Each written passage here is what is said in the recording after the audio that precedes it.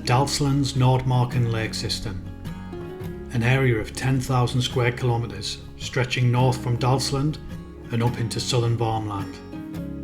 Often called the Swedish Lake District, the area is characterised by deep-cut, narrow freshwater lakes and endless forests. Due to its relatively accessible location to the west of Lake Vanern, the region has long been a popular destination for canoe camping, and there are over 100 DANO campsites situated along the lake system, complete with wind shelters, fire pits and toilets.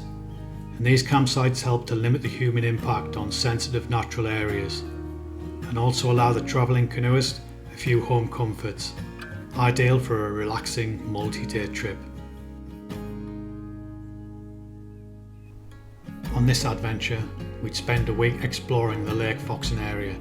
It was easy paddling during the days, and the nights were spent enjoying the solitude at the DANO campsites.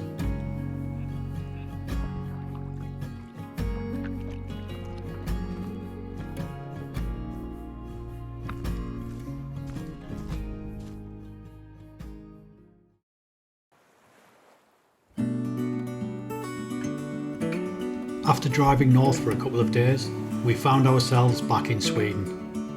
We drove through the forest towards the small village of Lennartsfors, where we would leave the truck for the duration of the trip. The first day was spent sitting out hours of rain in the cold, but the following day the skies were clear, so we built up the Ally Canoe and we set off for the short paddle on Lake Foxen towards our first campsite of the trip. This was the first time we'd used the Ally Canoe and it was heavily loaded, but we were immediately impressed by how sturdy it felt and how well it paddled.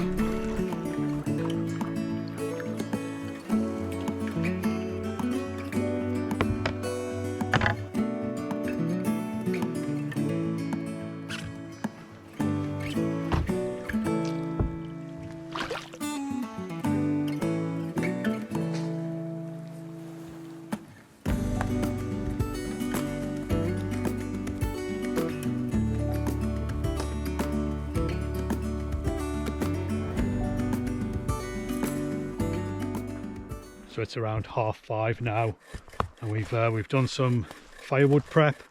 We've had a bite to eat, and I think we're all set just to relax for the evening.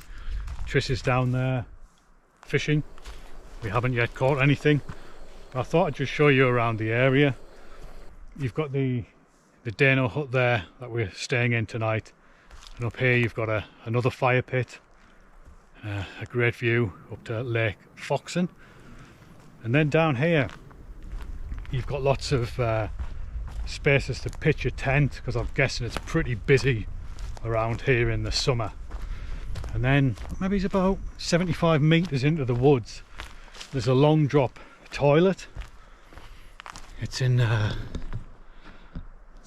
direction, but it's great to be finally here. We've had this trip in mind for a long time now, and with everything that went on over the past few years, we've just kind of obviously not had the opportunity to do it. But just to be at this DANO hut with the canoe and the fishing rods and everything, it's pretty good. I'll just give you a closer look. We're just going to sleep in here tonight. There's plenty of room in there. We've got the Trangia cook kit. You've got a fireplace here. It's a fairly well built, sturdy DANO hut, and there is some wood underneath, but not too much.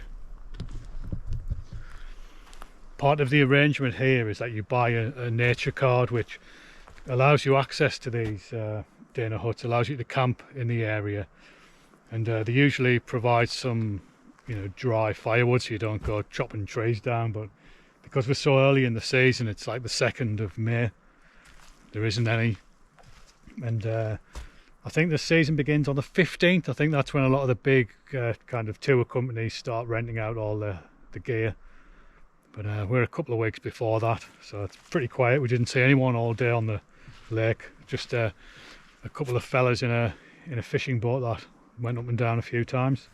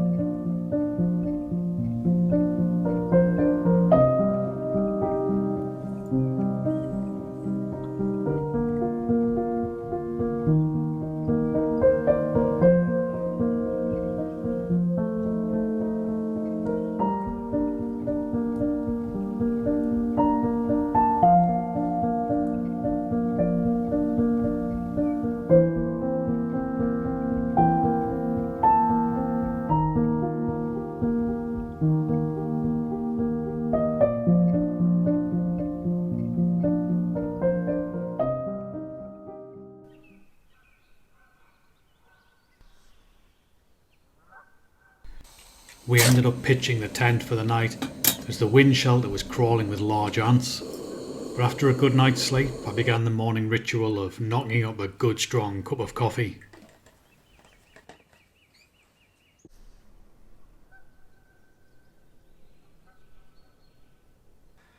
Morning everyone. So it's pretty cold last night. I think it must have been just above freezing. But yeah, the daytimes are pretty warm, around 10 degrees. It feels a little warmer when the wind doesn't blow and the sun's shining. But the breeze is coming from the north and it's carrying a bit of a chill with it. So when the sun disappears, then yeah, you start to feel the cold. Came in pretty quickly last night at probably around 8 o'clock.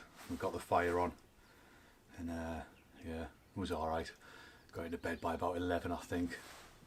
It was a cold night, but we're all kitted out for winter. We've got winter sleeping mats, we've got the winter sleeping bags, and you know, we've got plenty of clothing and that, so it's not much of an issue. But I've woken up this morning and the weather's beautiful again. Lovely clear blue skies, and the lake is mirror flat at the moment, but I've just checked the weather and the wind speeds are due to pick up a little bit throughout the day to about the same as what they were yesterday. A little bit choppy coming over on Lake Foxen, on the big lake over there. Obviously it's a big body of water, so there's more fetching. It was a bit rough when the wind was blowing, but once you come into these little side channels, it looks great. I can't wait for the day we're going to head up away from Foxen towards the northeast, up the lake system up there, and find another DANO hut to camp at.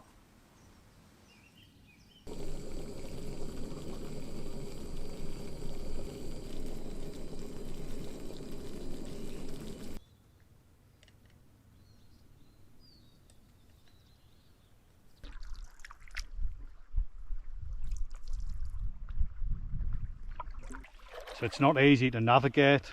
Ideally I'd like to use a map and compass so I can set the map and see exactly which direction we're going in, but I couldn't get hold of a map for the area, so I've got an app downloaded on my phone, and I've got the DANO app as well, which tells you where the DANO huts are. It's got a little map function, but when you look around, all you can see is just blue water and trees, and it's quite complex, this little lake system. Yes, we're having a bit of trouble navigating. We've come the long way around, just hugging the shoreline, and in the hope that we can see these little channels that come off that we've got to follow.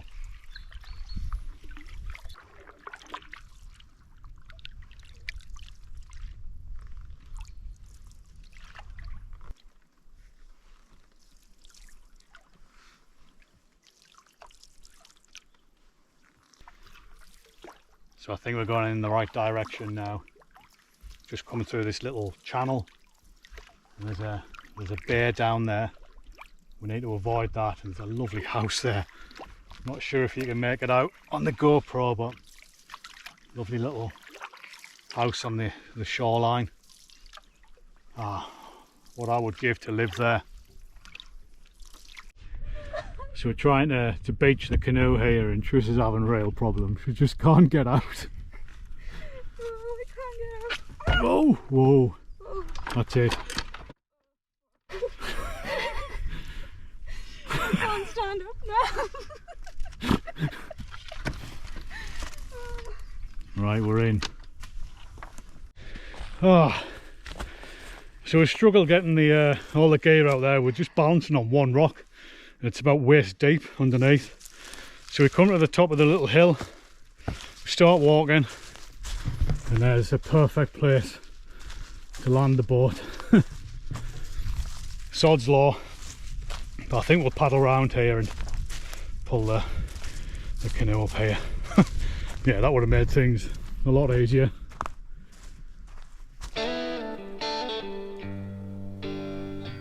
So we settled in at campsite number 41 for the evening. This was the end of day 2 and we still hadn't seen another soul on the lake. We felt lucky to have the place to ourselves. So I took a walk through the forest in the hope that I could spot some wildlife, like a moose maybe, but I had no luck.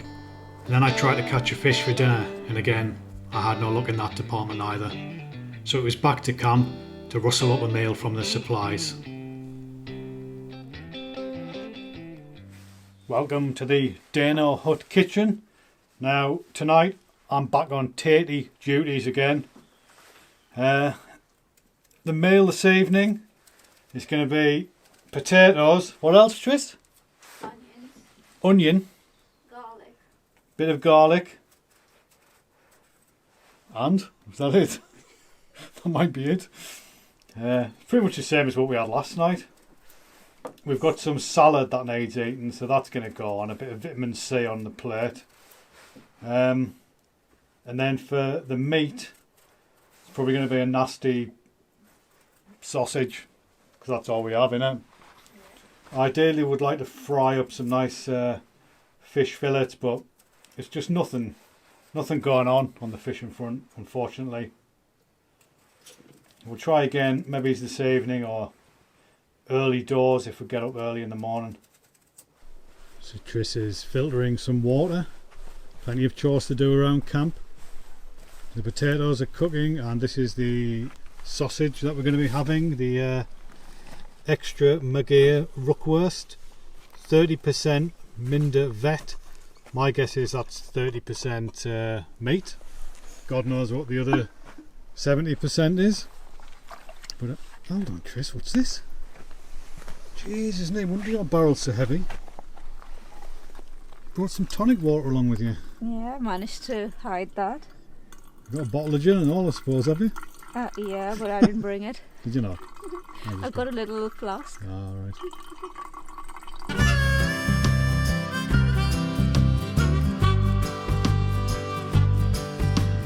Out where time seems to fade,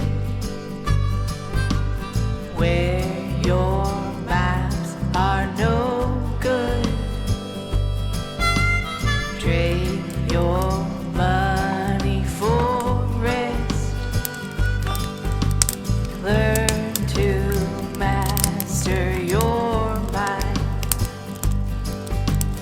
Mud on your boots tell the story of where you've been.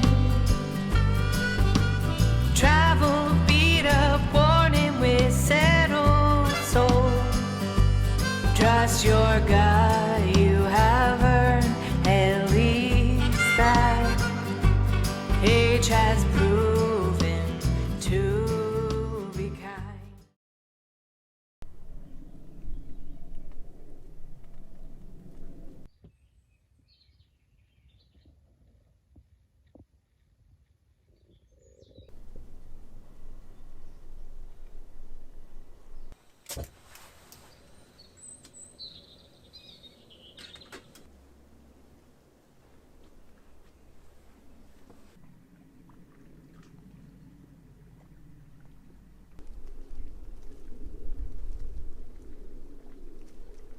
I've got some of these Firepot posh baked beans, so I'm going to rehydrate those, and I'm going to serve them alongside our last packet of Danish bacon.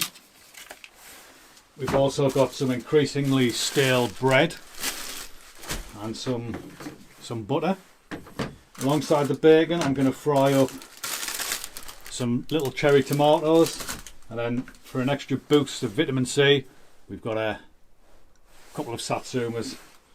So that's going to be breakfast for today. And then I'll do the usual, we'll boil up a flask of boiling water, and then we'll have a cup of soup or something for lunch. So yeah, I'm going to get cooking. Well, that's breakfast. I'm not really sure how posh those baked beans look mine, but hopefully it'll taste alright.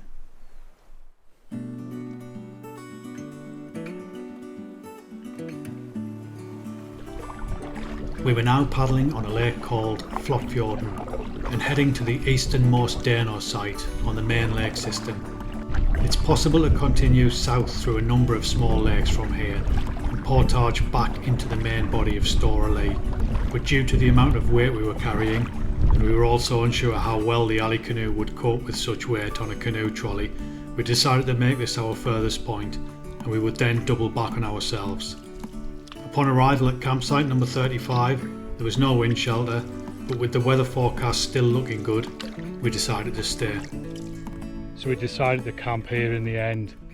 We've got all the gear up and we've pitched the tent. The tent was a bit damp, so it needed drying out, so we've pitched it in the sun there.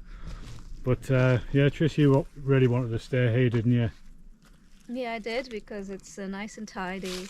It's got a nice open feel to it, and there's sun coming through at the moment, so that was good. Yeah. I think the DANO huts, like the wind shelters, they're nice, but they're very well used, and they're full of graffiti. Sometimes it's like sitting in a subway underpass. So it feels like that, doesn't it? There's like lots of signs that other people have been there. They're a little bit untidy, a little bit messy. But this campsite is fairly pristine, so yeah, we'll stay here. I mean, the only downside really is there is a road there, but it's not too much noise coming from it. There's a few wind farms around. As I mentioned earlier, this isn't the Swedish wilderness really. It is fairly populated around here, but we've still got a cracking view out towards the lake. So the facilities at this campsite, we've established there's a toilet. You've got a sawhorse, nice big washing line here, but it's too big to dry our socks on, so we've rigged our own one up out of some paracord. We've got a towel drying there, a pair of Triss's socks, a pair of mine, Triss's disco socks, and the E. coli tea towel. Yeah, so I think the plan for the rest of the afternoon is Trish is going to sit and read a book, and I'm going to go and attempt to catch us some fish for tea. Pretty sure I know how that's going to work out. So I'm just going to fish in this little bay for a while. I've just gone for a nice shiny feathered spinner. As I came to this spot, there was two black-throated divers popped up. I managed to get a little bit of footage of them. So they're obviously fishing in the area, and those birds aren't daft. So I'll see if I can catch us some dinner. Triss is up there. She's got a whiskey and tonic on the go, reading a book in the sunshine like the lady of the manor, while I'm out here trying to hunt us some dinner. Well, it was time to get real and raid the food barrel and see what we could knock up for dinner. It looked like it was going to be salad, pasta and sausage again.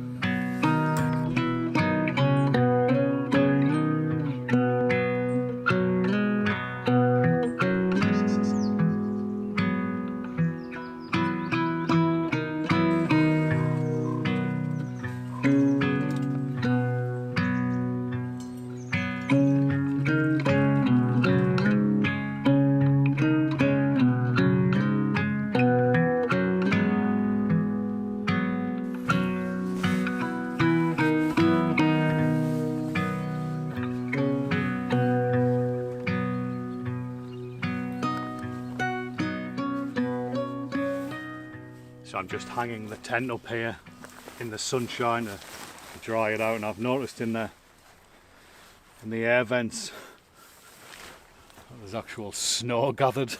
Now that's definitely condensation that's frozen during the night.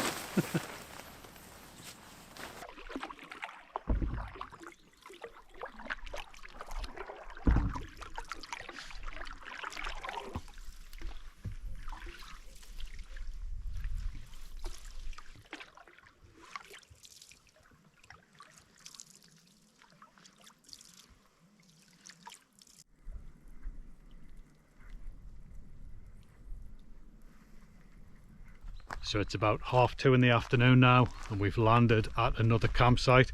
So what we've done today, we got out onto the water, back onto Storley. We headed north, done a bit of exploring there, and then we came down this side, around the back of that island, and then we've come to this campsite here. We got here about half an hour ago, so we've started to set our gear up. We've got some wood prepped. Tris had a go trying to catch us a trout for dinner, but failed. So yeah, I'll just show you the campsite. You can see the sawhorse there. So we've got the boat down there and all of our gear set up here. So you've got the usual fire pit, and there's a wind shelter at this one, quite an old one, but we're going to sleep in there tonight. I was just checking out some of the graffiti in here. It's quite vintage actually. I'll just turn the camera around.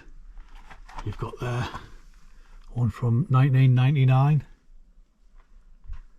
2002, 1998. Oh, that's the oldest one I've seen so far, and a few others dotted around. People like to leave the mark. A nice sticker on there. And then there's, what did I notice earlier on here? This Norbert and Tom's Brokeback Mountain Tour 2018. So that's the wind shelter. These are my socks. And the area behind the wind shelter, this is why we thought we'll come and camp here. We noticed it the other day when we paddled past. It's been pretty much clear felled, which means there's an abundance of firewood here. And over the past few days, as you've seen, as you've been watching the video, it's been really sunny and breezy, so everything's really dry. Bit of a fire risk, to be honest. This stuff is absolutely tinder dry. And you've got a toilet there. I think someone camped here last night, or they used it this morning, because I was just gathering some handfuls of thin branches to start the fire, and I put them into the fire pit and they started to smoulder away. So someone had left hot coals in the fire pit. There is a bucket there to extinguish the fire. It looks brand new as well, so we'll do that in the morning before we leave. So yeah, I've already checked out the toilet, and it's just the normal setup that you get here, but whoever camped here yesterday was kind enough, or daft enough, to leave a very high quality bog roll in there. Result. So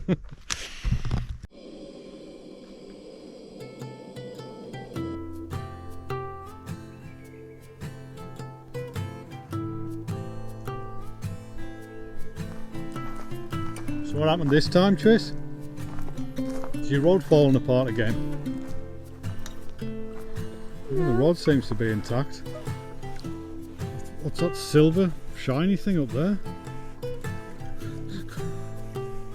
I got stuck in a branch. There's Tris's lure there, glistening in the sunshine.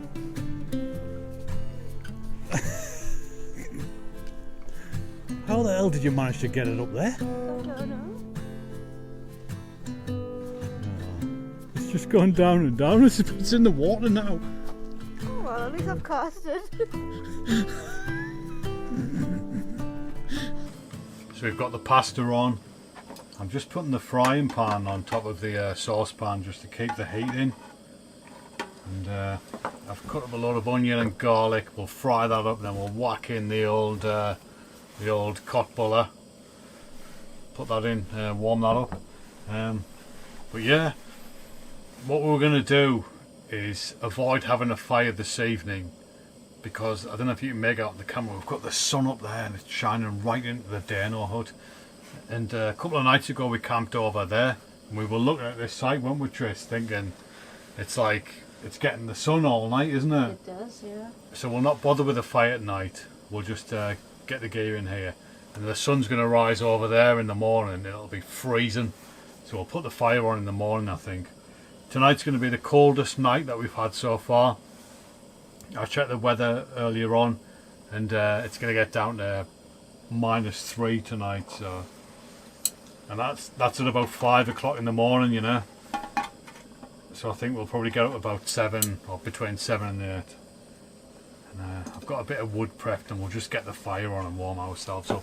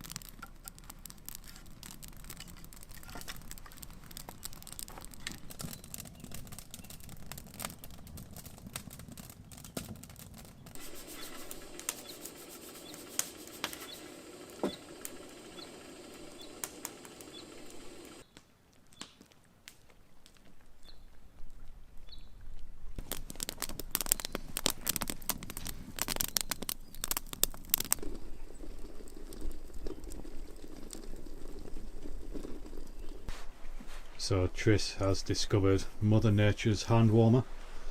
2 freshly hard boiled eggs. Keeping your hands warm, aren't they? And they are, yeah.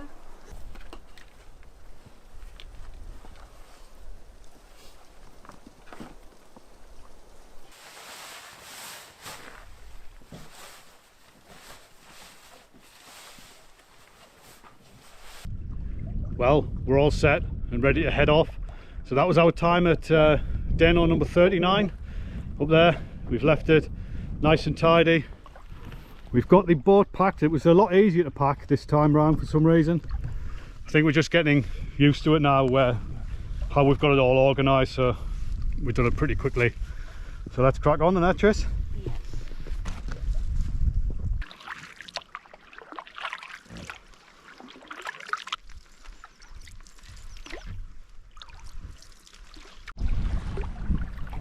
So we're just passing the DANO hut where we stayed a few days ago.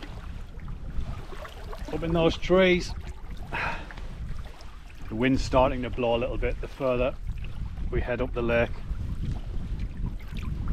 The Ally boat does kind of catch the wind a bit. It sits quite high out of the water, which is a good thing. It makes it a bit more stable. It's wider than my Old Town camper 16. It's probably about, I would say maybe it's about 4 inches wider, because I can't fit the 2 barrels side by side the way I've got them in this boat comfortably in the camper, whereas they fit in with a good 4 inches of extra space on one side here, and it's half a foot longer as well. But it's a very stable boat, this. It feels very sure-footed. I mean, that might be because we've got quite a bit of weight in it, but even when we were paddling around yesterday with nothing in, it does feel very stable. Not very quick, not going to win any races, but that's not what it's about, is it?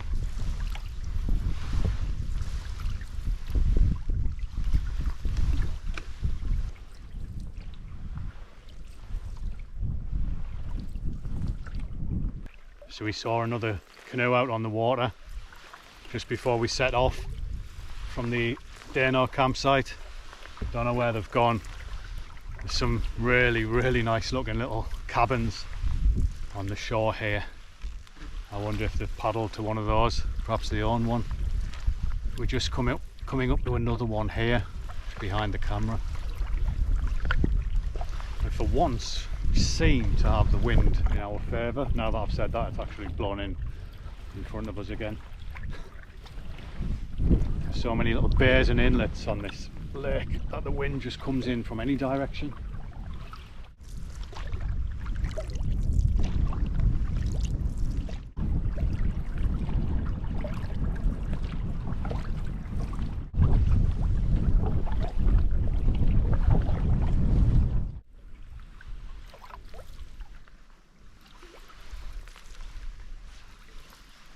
So we're coming into the area where we got lost last time. I'll just show you, there's lots of little inlets. There's a route up there, there's one over there, there's one down there. There's a bay here with a lovely house on it.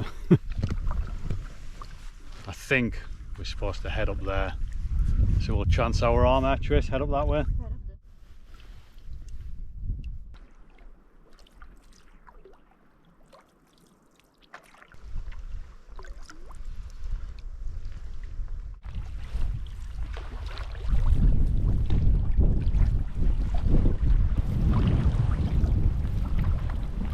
The wind kind of blows for about 5 minutes and it stops for 5, it starts again. Just have to say what the wind does when we get into Lake Foxen. Probably going to be a bit bumpy there as well.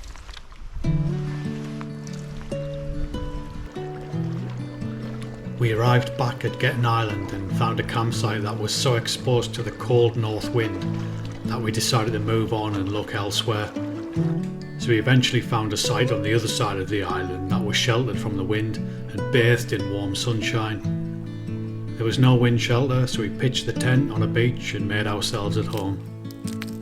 I wandered off to look for firewood and was able to gather some, but in the end we didn't light a fire as the sheltered campsite was a sun trap for much of the day. I also noticed how dry the vegetation on the island was. The usually damp and spongy reindeer moss was so dry it turned to dust beneath my feet, and a lot of the wood that I found was half rotten, but it was so dry it could have easily been used as firewood.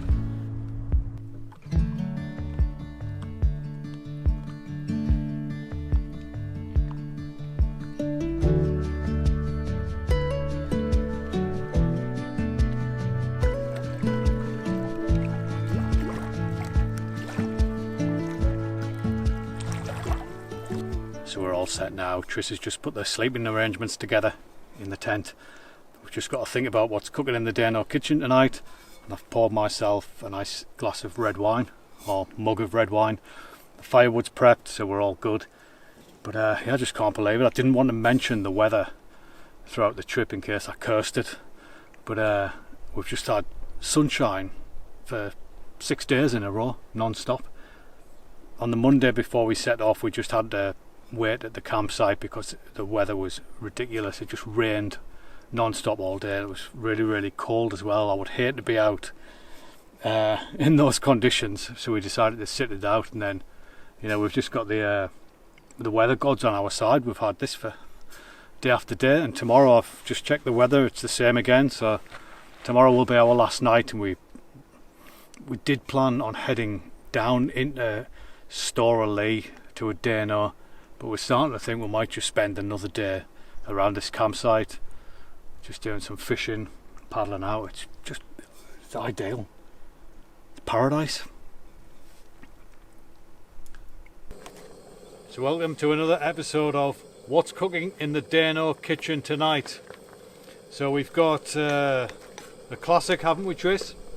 Yes. We've had this meal a few times so far. We've got pasta, and then we're going to add some nasty sausage.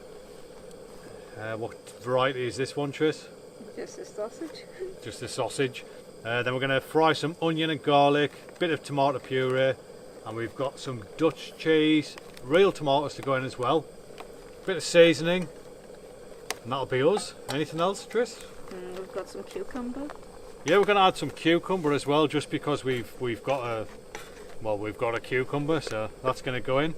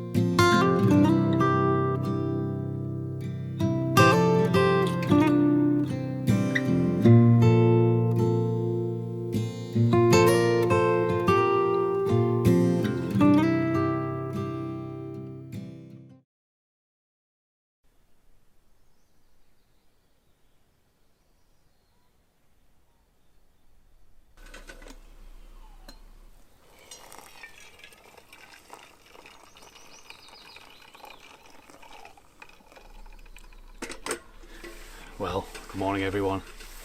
Now, the footage that you've just watched of that evening was 2 evenings ago. So what happened was, I'd gone to bed that night and I woke up around 2 in the morning. I just didn't feel well at all. So I came out of the tent and I threw up. Spent much of the night up in that chemical toilet or long drop toilet up there. And then didn't sleep all night. Woke up yesterday, I was just feeling rotten. But didn't have the strength to even lift my feet. I could barely walk. So I didn't eat anything until about 6 o'clock in the evening. I was just drinking water, lying in the tent for most of the day. So yeah, I'm not really sure what happened. I don't know if I've picked a bug up somewhere along the line. I think a bit of dehydration might have been thrown into the equation as well. I've noticed over the past few days that I was getting like cramps in my legs and like achy legs, which I don't usually get. And when I think about it, I was having a couple of coffees in the morning and not really drinking enough water throughout the day, and then having a few glasses of wine on the night, which was probably a bad idea because that just helps with the dehydration process. So yeah, yesterday was just a complete write-off. I think I went to sleep last night at about 7 and I just got out of the tent at 8:30, so I've had a really good rest. But the only thing I ate yesterday was one of those real it's all we had. We were running low on supplies, so I had a real termat cod in curry sauce, which to be honest wasn't the best thing to eat. It was a bit rich, a bit spicy like, but I managed to consume about 450 calories from that. When you get ill, you wake up the next day like I'm starving now. So I'm going to drink this coffee. I've got 3 eggs left, so I'll scramble up some eggs and then we'll head back to the campsite. This is our last day. It's a bit of a shame because yesterday we were going to head over that way into Storey Lake itself, to one of the DANO huts, and it was a pretty good day. It was sunny and calm, but I just didn't have the strength to do anything. We're on an island here as well, which is a bit of a worry if you really do get ill. But yeah, I mean, I spent so much time in that toilet up there, I can recite all the graffiti that's on the walls. Just don't know really what happened. I don't know if I picked a bug up before we came out. That often takes a few days to fester inside you, doesn't it, before it appears. Or I could have picked something up at one of these campsites, at the toilet or something like that. Yeah, we'll never know, I guess.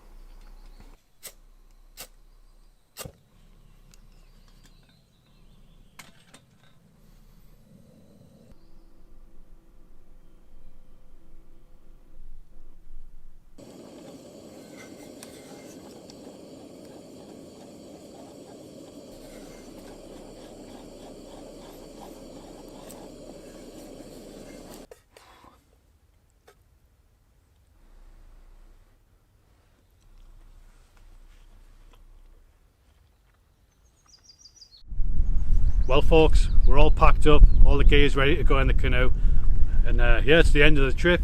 So we spent 7 days on Lake Foxen, in and around Lake Foxen, and it's been great, hasn't it? It's been good. I mean, every morning we've woken up with clear blue skies. The conditions have been good on the water, so the weather gods were definitely on our side for this trip. Yeah, I had a bad day yesterday, but I'll forget about that. So yeah, that's it. So as ever, thanks for watching, and we'll catch up with you again in the next one. Bye.